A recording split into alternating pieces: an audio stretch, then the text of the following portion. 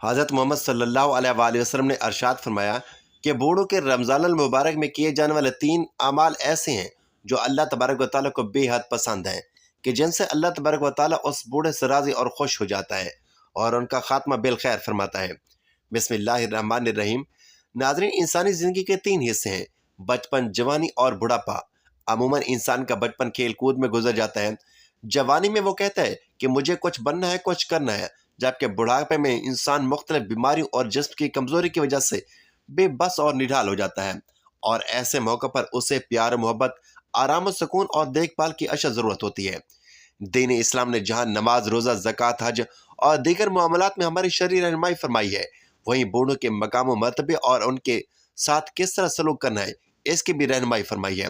اللہ پاک قرآن کریم میں اپنی عبادت کرنے کے ساتھ ساتھ بوڑھے ماں باپ کی خدمت کرنے کا حکم دیتے ہوئے ارشاد فرماتا ہے، اور تمہارے رب نے حکم فرمایا کہ اس کے سوا کسی کی عبادت نہ کرو اور ماں باپ کے ساتھ اچھا سلوک کرو۔ اگر تیرے سامنے ان میں سے کوئی ایک یا دونوں بڑھاپے کو پہنچ جائے تو ان سے اف تک نہ کہنا، اور نہ ہی انہیں جھڑکنا، اور ان سے خوبصورت نرم بات کرنا، اور ان کے لیے نرم دلی اور عاجزی کا بازو جھکا کر رکھنا، اور دعا کرنا کہ اے میرے رب، تو ان دونوں پر رحم فرما جس طرح ان دونوں نے مجھے بچپن میں پالا پوسا۔ بوڑھوں کی عزت کیجیے۔ دین اسلام نے ہمیں بوڑھے والدین کے ساتھ ساتھ رشتہ داروں اور معاشرے میں موجود دیگر بوڑھے حضرات کی بھی عزت کرنے کا حکم فرمایا ہے۔ اللہ تبارک و تعالیٰ کے آخری نبی حضرت محمد صلی اللہ علیہ وآلہ وسلم نے ارشاد فرمایا، بوڑھے مسلمان کی عزت کرنا اللہ پاک کی تعظیم میں سے ہے۔ بحوالہ ابو داؤد۔ حضرت انس رضی اللہ تعالیٰ عنہ فرماتے ہیں کہ ایک بوڑھا شخص حضور اکرم صلی اللہ علیہ وآلہ وسلم سے ملاقات کے لیے حاضر ہوا۔ لوگوں نے اسے جگہ دینے میں دیر کی، پھر رسول کریم صلی اللہ علیہ وآلہ وسلم نے ارشاد فرمایا، وہ شخص ہم میں سے نہیں جو چھوٹوں پر رحم نہ کرے اور ہمارے بڑوں کی عزت نہ کرے۔ بحوالہ ترمذی شریف۔ اہل ایمان میں امام طاؤس رحمۃ اللہ علیہ فرماتے ہیں کہ 4 شخصوں کی تعظیم کرنا سنت ہے، یعنی رسول اکرم صلی اللہ علیہ وسلم سے یہ عمل ثابت ہے۔ نمبر 1، عالم دین، یعنی وہ شخص جس نے اپنی زندگی کو طالب علم کے لیے وقف کر دیا، حصول علم کی خاطر سفر کیا، دین کا علم حاصل کیا اور پھر اس کی اشاعت میں اپنا کردار ادا کیا، تو ایسا شخص نبی کریم صلی اللہ علیہ وآلہ وسلم کے نزدیک تعظیم اور عزت و احترام کے قابل ہے۔ نمبر 2، بوڑھا شخص، یعنی کوئی مسلمان یا کسی دوسرے مذہب سے تعلق رکھنے والا ایسا مرد ہے یا عورت کہ جس کا جسم بڑھاپے کی عمر کو پہنچ چکا ہے اور وہ اپنی زندگی گزارنے کے لیے دوسرے کو سہارے جیتا ہے، تو ایسا شخص نبی کریم صلی اللہ علیہ وآلہ وسلم کے نزدیک احترام اور عزت کے لائق ہے، اور اس معاملے میں مذہب کی بھی کوئی قید نہیں۔ خواہ بوڑھا شخص کسی بھی مذہب سے تعلق رکھتا ہو تو مسلمانوں کے لیے انسانیت کی بنیاد پر اس کا احترام لازم ہے۔ حضرت اسماء بنت ابی بکر رضی اللہ تعالیٰ عنہ بیان کرتی ہیں کہ نبی کریم صلی اللہ علیہ وآلہ وسلم کے زمانے میں صلح حدیبیہ کے بعد ان کی مشرکہ والدہ حضرت ابو بکر کی سابقہ بیوی مکہ مکرمہ سے مدینہ منورہ آئی۔ ان کی والدہ کا نام قتیلہ بنت عبد العزیٰ تھا اور وہ اس وقت مسلمان نہیں ہوئی تھی۔ جب قتیلہ مدینہ آئی تو وہ اپنی بیٹی حضرت اسماء رضی اللہ تعالیٰ عنہ کے لیے کوئی تحفے لے کر آئی۔ یہ تحائف کپڑے اور دیگر اشیاء پر مشتمل تھے۔ حضرت اسماء رضی اللہ تعالیٰ عنہ نے اپنی والدہ کی آمد اور تحائف کے معاملے میں تذبذب محسوس کیا، کیونکہ ان کی والدہ مشرکہ تھی اور وہ دین اسلام پر نہیں تھی۔ اس لیے حضرت اسماء نے سوچا کہ کیا ان کی والدہ کے ساتھ اچھا سلوک کرنا اور ان کے تحائف قبول کرنا درست ہوگا۔ اس تذبذب کے سبب حضرت اسماء رضی اللہ تعالیٰ عنہ نبی کریم صلی اللہ علیہ وآلہ وسلم کی خدمت میں حاضر ہوئی اور سوال کیا، یا رسول اللہ صلی اللہ علیہ وآلہ وسلم، میری والدہ مشرکہ ہے، وہ میرے پاس آئی اور تحفے لے کر آئی ہے، کیا میں ان کے ساتھ صلہ رحمی یعنی رشتہ داری کا حق ادا کروں؟ تو نبی کریم صلی اللہ علیہ وآلہ وسلم نے ان کی بات سن کر ارشاد فرمایا، ہاں، اپنی والدہ کے ساتھ صلہ رحمی کرو اور ان کے حقوق ادا کرو۔ بحوالہ صحیح بخاری اور صحیح مسلم۔ والدین کے حقوق کی ادائیگی دین سے مشروط نہیں۔ نبی کریم صلی اللہ علیہ وآلہ وسلم کے اس فرمان سے یہ سبق ملتا ہے کہ والدین کے ساتھ حسن سلوک اور ان کے حقوق ادا کرنا ایک بنیادی انسانی اور اسلامی فریضہ ہے، چاہے والدین مسلمان ہوں یا غیر مسلم۔ اسلام رشتہ داری اور صلہ رحمی کو بہت اہمیت دیتا ہے، حتیٰ کہ اگر رشتہ دار دین اسلام پر نہ ہوں تب بھی ان کے حقوق ادا کرنا ضروری ہے۔ تیسرا شخص جس کا احترام کرنے کے لیے نبی کریم صلی اللہ علیہ وسلم نے حکم دیا ہے وہ حاکم وقت ہے، جبکہ چوتھا شخص انسان کا باپ ہے۔ بوڑھوں کو ترجیح دیجیے۔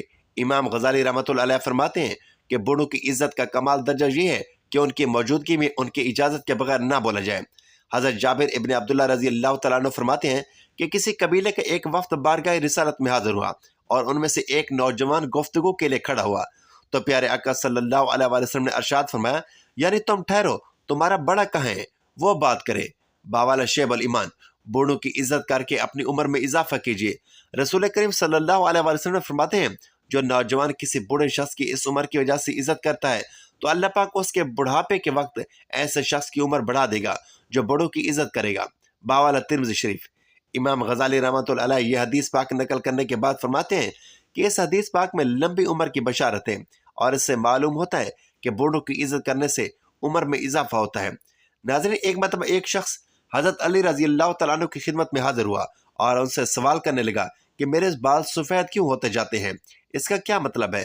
حضرت علی رضی اللہ تعالیٰ عنہ نے فرمایا کہ جب حضرت آدم علیہ السلام زمین پر آئے اور وہ بوڑھے ہونے لگے تو ان کے بال پہ سفید ہونے لگے، اور جب پہلی مرتبہ حضرت آدم علیہ السلام نے اپنے بالوں کو سفید ہوتے دیکھا تو اللہ سبحانہ و تعالیٰ سے عرض کی کہ اے اللہ، میرے بال کیوں سفید ہو رہے ہیں؟ تو اللہ تعالیٰ نے فرمایا کہ بالوں کا سفید ہونا بڑھاپے، بزرگی اور تجربات میں فراوانی کی طرف اشارہ ہے، اور انسان کا بوڑھا ہونا انسان کے نفسانی خواہشات سے دور کرتا ہے اور اس بات کو واضح کرتا ہے کہ اس شخص کے پاس زندگی میں تجربات ہیں جن سے مشورہ لے کر اپنے فیصلوں کو بہتر بنایا جا سکتا ہے۔ اس لیے اللہ تعالیٰ بوڑھوں کے مشورے زیادہ پسند فرماتا ہے، یعنی کہ بوڑھوں کے پاس تجربات ہوتے ہیں، وہ ہمیشہ اچھا مشورہ دیتے ہیں۔ اسی طرح بالوں کے سفید ہونے کے احکامات کے حوالے سے بھی آپ کو بتاتے ہیں کہ سفید بالوں کو اکھاڑنا چاہیے یا نہیں، اور کیا سفید بالوں کو رنگ کرنا چاہیے یا نہیں۔ عمر ابن شیب رضی اللہ تعالیٰ عنہ سے روایت ہے کہ نبی کریم صلی اللہ علیہ وآلہ وسلم نے فرمایا، سفید بالوں کو نہ اکھاڑو، کیونکہ بڑھاپے میں بالوں کا سفید ہونا مسلمانوں کے لیے نور ہے۔ جو شخص حالت اسلام میں بڑھاپے کی طرف قدم بڑھاتا ہے، جب کسی مسلمان کے ایک بال سفید ہوتا ہے تو اس کی وجہ سے اللہ پاک اس کا ایک گناہ مٹا دیتا ہے اور اس کی ایک نیکی لکھ دیتا ہے اور اس کا ایک درجہ بلند کر دیتا ہے۔ اسی طرح یہ حدیث مختلف کتابوں میں بیان کی گئی ہے اور احادیث کی کتابوں میں بھی اس کو بیان کیا گیا ہے۔ اب جان لیتے ہیں کہ سفید بالوں کو رنگنا چاہیے یا نہیں۔ بالوں کو رنگنا خضاب کرنا کہلاتا ہے، اور جان لیجئے کہ نبی کریم صلی اللہ علیہ وآلہ وسلم نے سفید بالوں کو رنگنے کا حکم دیا ہے، جیسا کہ حضرت ابو ہریرہ رضی اللہ تعالیٰ عنہ روایت بیان فرماتے ہیں کہ نبی کریم صلی اللہ علیہ وآلہ وسلم نے ارشاد فرمایا کہ بڑھاپے میں بالوں کی سفیدی کو خضاب کے ذریعے سے بدل ڈالو، اور خضاب نہ لگانے میں یہودیوں کی مشابہت اختیار نہ کرو۔ اسی طرح سے ایک اور روایت میں آپ صلی اللہ علیہ وآلہ وسلم نے ارشاد فرمایا، یہودی اور نصرانی یعنی کہ عیسائی خضاب نہیں لگاتے تھے، لہذا تم ان کے خلاف کرو، یعنی کہ خضاب لگاؤ۔ ایک اور روایت میں فرمایا کہ مہندی کا خضاب لگانا یا مہندی میں کوئی اور چیز ملا کر سفید بالوں کو رنگ کرنا بھی جائز ہے، اور زیادہ خضاب لگانا بھی ٹھیک ہے۔ سیدنا ابن عمر رضی اللہ تعالیٰ عنہ روایت کرتے ہیں کہ نبی کریم صلی اللہ علیہ وسلم بغیر بال کے چمڑے کا جوتا پہنا کرتے تھے، اور اپنی ریش مبارک یعنی داڑھی مبارک پر آپ ورش، جو کہ ایک گھاس ہے جو یمن کے علاقے سے ملتی ہے، اس کے ذریعے اور زعفران کے ذریعے سے رنگ لگاتے تھے۔ مہندی لگانا جائز کہا جاتا ہے، لیکن کچھ علماء کے نزدیک کہا جاتا ہے کہ رنگ لگانا جائز نہیں ہے، یعنی کہ مہندی لگانا تو جائز ہے، لیکن آج کے دور میں جو مختلف قسم کے پروڈکٹ سامنے آ چکی ہیں اور کیمیکلز وغیرہ جن سے رنگ لگایا جاتا ہے تو آپ کی جلد پر بھی لگ جاتا ہے، اور اگر اس کو وہاں سے جلدی نہ اتارا جائے تو آپ کی جلد بھی وہاں سے کالی دکھائی دیتی ہے۔ اسی طرح حدیث سے معلوم ہوتا ہے کہ آپ صلی اللہ علیہ وآلہ وسلم نے بعض دفعہ سرخ اور زرد خضاب لگائے۔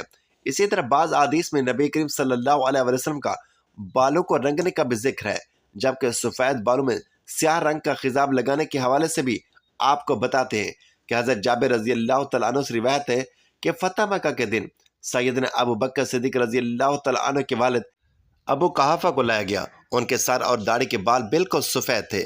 نبی کریم صلی اللہ علیہ وسلم نے فرمایا کہ اس کا رنگ بدلو اور کالے رنگ سے بچو۔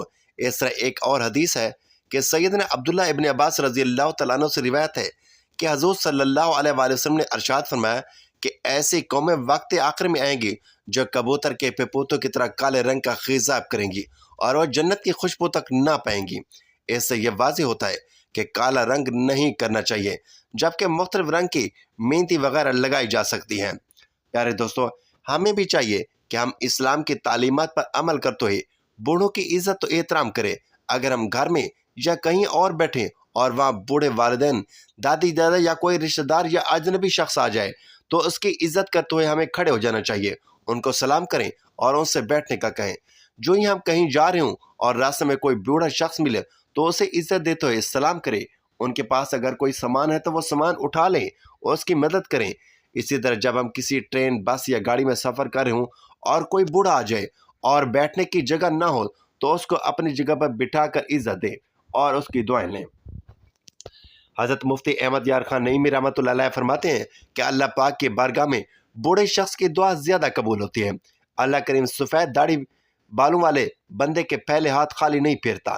اللہ پاک ہمیں اسلام کی روشن تعلیمات پر عمل کرتے ہوئے بوڑھے حضرات کی عزت، ادب اور احترام کرنے کی توفیق عطا فرمائے۔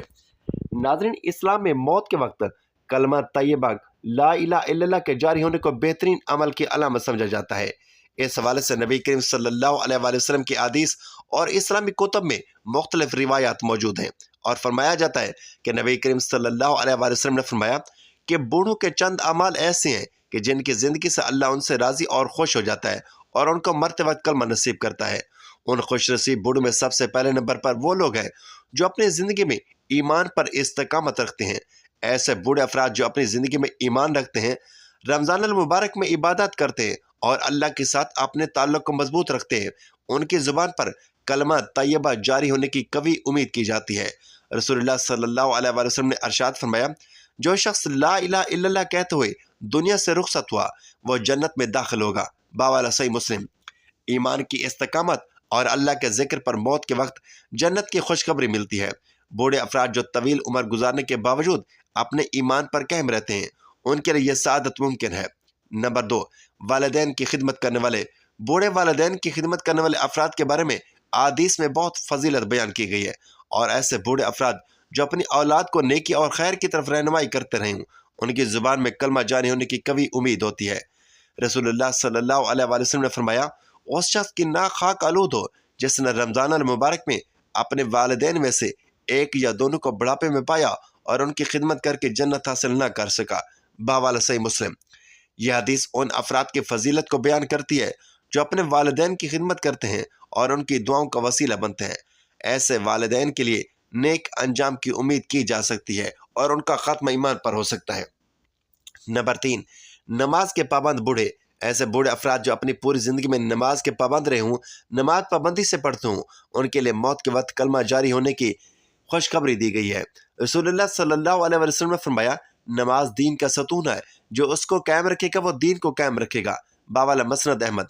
نماز کی پابندی کرنے والے بوڑھے افراد کی دل اللہ کی یاد سے معمور ہوتے ہیں اور موت کے وقت اللہ کا ذکر ان کی زبان پر جاری رہتا ہے۔ نمبر 4، حقوق العباد کا خیال کرنے والے بوڑھے افراد جنہوں نے اپنی زندگی میں رمضان المبارک کی قدر کی اور اس میں دوسروں کے حقوق ادا کیے، ان کے لیے بھی نیک انجام کی بشارت ہے۔